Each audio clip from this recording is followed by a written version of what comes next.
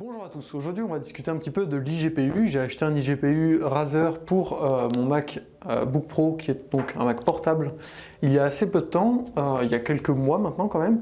Et donc je voulais faire un petit peu un retour d'utilisation parce qu'il a des défauts, des avantages et surtout quelques petits défauts que j'aurais pas pu prévoir et qui sont en fait assez difficiles à prévoir si on n'a pas testé directement l'iGPU sur notre installation. Donc déjà, pourquoi est-ce que j'ai acheté un iGPU? J'ai donc un Mac Pro qui est un petit peu plus ancien que 2017, je ne me rappelle plus l'année, mais c'est un petit peu avant, peut-être 2016 ou quelque chose comme ça. Et donc, sa puissance commence à être un peu limitée, et surtout, les Macs ont un défaut, c'est leur carte graphique qui souffre par rapport, on va dire, à la qualité générale de l'ordinateur. L'intérêt de l'iGPU, c'est donc d'apporter une carte graphique plus puissante, une carte graphique externe, un iGPU external, pour le brancher donc au Mac, et apporter la puissance d'une carte graphique externe puissante sur un Mac Pro qui est un Mac portable. Ça coûte évidemment tout de même un petit peu d'argent, mais le point important c'est que c'est beaucoup plus pérenne que d'acheter un nouveau Mac, puisque là vous pourrez changer la carte graphique à l'intérieur. Votre système iGPU, on va dire le boîtier Razer, restera toujours, on va dire, utilisable pour toutes les cartes graphiques que vous voudrez mettre à l'intérieur. Même une Vega 64 ou autre chose, ou enfin bref, vous aurez le choix totalement de la carte graphique que vous souhaitez mettre. La première des choses, je suis très satisfait de cet achat dans le sens où cela duplique la rapidité de travail pour mon ordinateur. Donc déjà que ce soit pour le taf, pour le traitement des vidéos, je peux charger de la 4K, de la 8K et lui foutre plein de trucs dans la tronche, il les calcule très très vite, les temps de rendu sont extrêmement plus courts, les temps de partage aussi, traitement photo, tout ce qui peut bouffer un petit peu de puissance, il le sort sans aucun souci. Ensuite, le boîtier Razer est très bien construit, très solide, très lourd. C'est un point positif et un point négatif. Mais donc même s'il est très lourd, l'avantage c'est que je ne crains pas de le déplacer en fait dans une valise quand je pars pour de longues périodes en déplacement.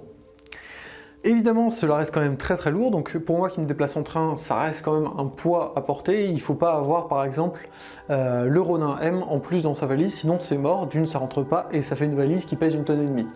Cependant, voilà, même s'il est très lourd, j'ai aucune crainte à le foutre directement dans la valise comme ça, juste enrouler un petit peu de vêtements pour la forme, parce que je pense très sincèrement qu'il n'en nécessite pas du tout.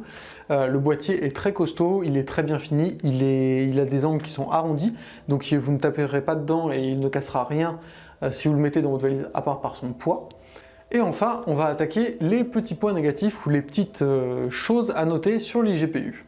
La première des choses, c'est que je le branche en général avec un système d'enceinte, c'est-à-dire que mon ordinateur est branché à mon écran, mon grand écran qui est en face de moi, mon système Hi-Fi pour avoir la musique et le son de la vidéo dans la meilleure qualité possible pour le traitement, à l'iGPU pour dupliquer la puissance, enfin bref, mon Mac portable devient un Mac fixe avec 15 000 branchements autour, mais surtout, alors j'ai remarqué certaines interférences quand l'iGPU était utilisé à sa pleine puissance.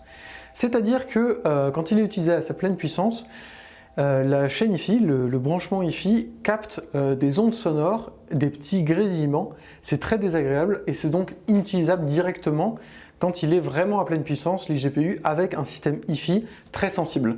Ça ne pose pas le problème avec d'autres enceintes, des enceintes de monitoring plus simples ou autre chose comme ça. Un casque audio, il n'y a pas de problème. Mais c'est vraiment que j'ai un système Hi-Fi vraiment pas dégueu, qui, je pense, capte en fait les signaux électriques envoyés par l'iGPU et les confond avec un signal son. Donc c'est vraiment une situation très particulière, mais c'est un peu emmerdant. Moi j'ai trouvé des solutions pour y pallier, mais je vous invite du coup à essayer chez quelqu'un, avec l'iGPU de quelqu'un, votre système, vérifier si ça ne pose aucun problème d'interférence avec les systèmes que vous utilisez déjà. Et enfin voilà, il faut savoir que du coup mon Mac n'a pas de port Thunderbolt 3 comme les nouveaux Mac actuellement, il est en Thunderbolt 2, c'était les anciens Thunderbolt. Donc j'ai acheté une carte graphique qui est plus puissante que ce qui est capable de transférer un câble Thunderbolt 2. Il faudra un câble Thunderbolt 3 pour que je puisse réellement pousser à fond ma carte graphique. C'est pas gênant puisque là en fait même à fond je ne l'utilise que très rarement, c'est-à-dire que je pousse très rarement l'iGPU à fond puisque la carte graphique n'est pas à fond à cause du câble, mais même le câble je ne l'utilise jamais à sa pleine puissance. Donc voilà, mais sachez que c'est un point quand même à vérifier, je savais quand je l'ai acheté que c'était le cas, puisque je prépare tout de même l'achat d'un autre Mac dans quelques temps, mais on parle quand même de plusieurs mois, voire d'un an ou deux. Donc voilà, pour l'instant je me contente d'un Thunderbolt 2, et donc ça fait que je ne peux pas pousser la carte graphique à sa pleine puissance.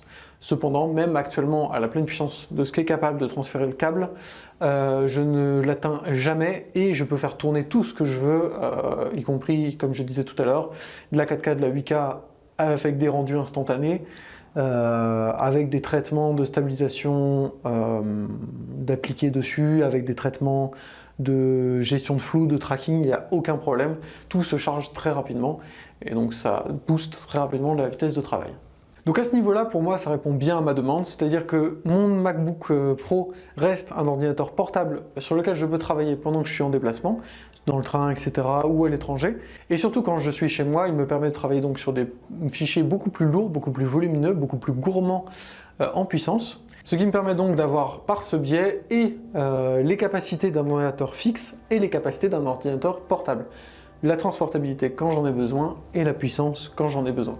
Voilà, sur ce, je vous dis à très bientôt pour une prochaine. Salut!